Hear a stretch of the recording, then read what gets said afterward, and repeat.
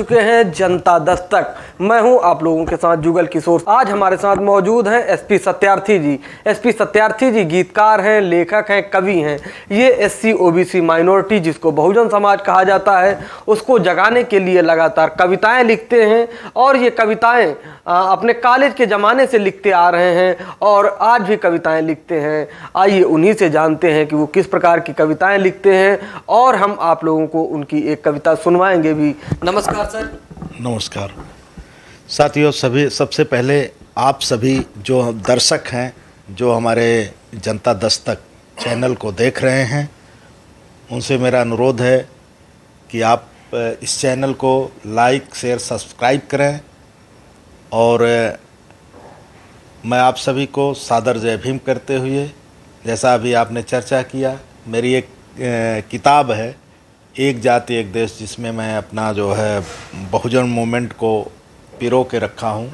कई कविताएं, मेरी एक कविता है वो टीवी के माध्यम से जी हाँ, आपकी कई कविताएं, जैसा कि आपने बताया कि आपकी एक किताब है एक जाति एक देश, उसमें आपने अपनी जितनी भी कविताएं हैं उनका पूरा संकलन किया हुआ है। मैं चाहूँगा कि उसी किताब में से एक कविता को सुनाएं।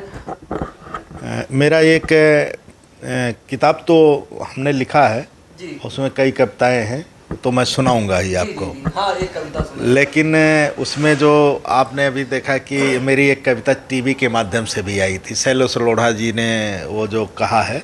जी हाँ, शायद उन्होंने पढ़ा था। बिल्कुल जी, वो उन्होंने पढ़ा है। हाँ, उसी कविता को आप पढ़ें। और मैं उस कविता को तो चूँकि टीवी के माध्यम से लोग देख चुके हैं, जो बहुत लोगों ने देखा है और लाइक शेयर सब्सक्राइब के माध्यम से, वो क्या नाम है, सोशल मीडिया पे भी चलवाए थे। आप जनता दस्तक के दर्शकों तो मैं एक अलग जी एक कविता जो मेरी रचना है, जो समाज बुद्ध से ले करके जी और मानवर कांसीराम बहन जी के तक मैंने वो लोगों को ले जाने का काम किया है।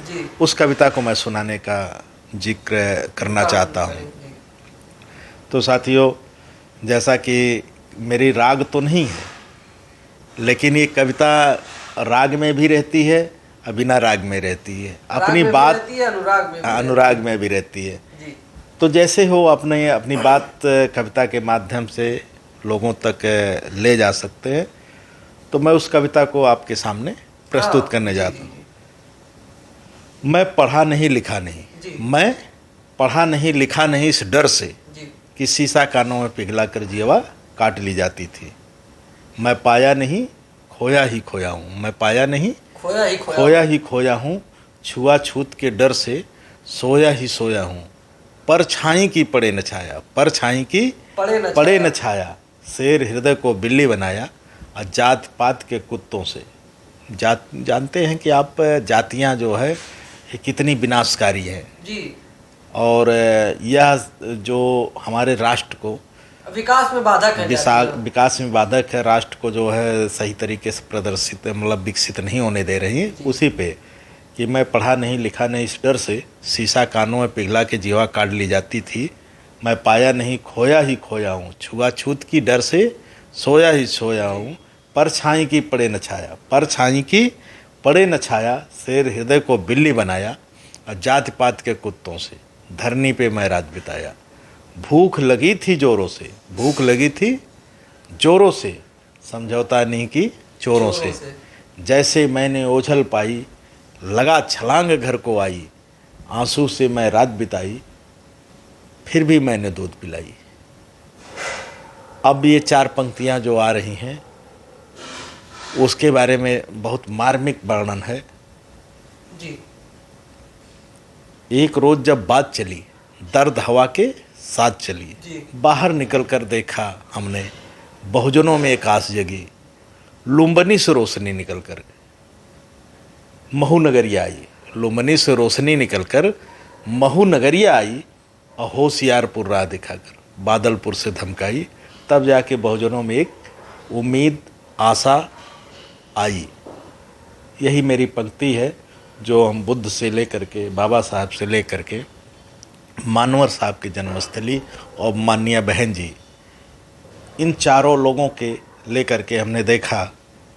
इस कविता के माध्यम से मैंने उन लोगों को डाला है कि तब जाकर के हमारे बीच जागरूकता आई और सत्ता के गलियारे हम खड़ा हो पाए।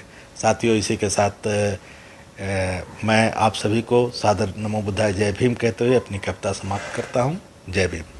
साथियों, आप सुन रहे थे एसपी सत्यार्थी को। एसपी सत्यार्थी जी ने जैसा कि अपनी कविता के माध्यम से आप लोगों को बताया, आप लोगों ने अभी सुना भी कि भगवान बुद्ध से लेकर के डॉक्टर अंबेडकर से लेकर के साहब कांसीराम से लेकर के बहुजन समाज पार्टी की जो इस समय मुखिया है मायावती, चारों लोगों का अपनी कविता में वर्णन किया, समाहित कर लिया 4 पंक्तियों के माध्यम से। आप ऐसी ही कविता सुनने के लिए, देखने के लिए आप जनता दस्तक चैनल को सब्सक्राइब करें, लाइक करें, शेयर करें। जुगल किशोर, लखनऊ।